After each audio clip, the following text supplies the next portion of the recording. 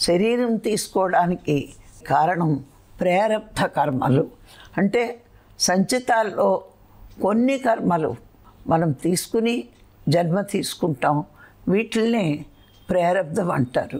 ఇప్పుడు మనకి ఈ ప్రారబ్ధాన్ని అనుభవించడానికే శరీరం తీసుకున్నామో, ఇదన్నీ ఏదైతే అనుభవిస్తామో అనుకుంటున్నామో అవి నిర్ణయించుకుని భూమి మీదకి వచ్చాం. భూమి మీదకి వచ్చి అవి అనుభవిస్తాం. ఈ ప్రారబ్ధాన్ని కూడా తప్పకుండా అనుభవించాలి. కానీ ఎలా అనుభవించాలి అంటే దానికి సాధన ద్వారా ఆ ఓర్చుకునే శక్తిని మనం పెంచుకోవచ్చు. మన జీవితంలో సంతోషం కానీ, దుఃఖం కానీ, ఆనందం కానీ, కీర్తి కానీ, అపకీర్తి కానీ, చావు కానీ, పుట్టుక కానీ, ఇవన్నీ కూడా ప్రారబ్ధంలో వస్తాయి.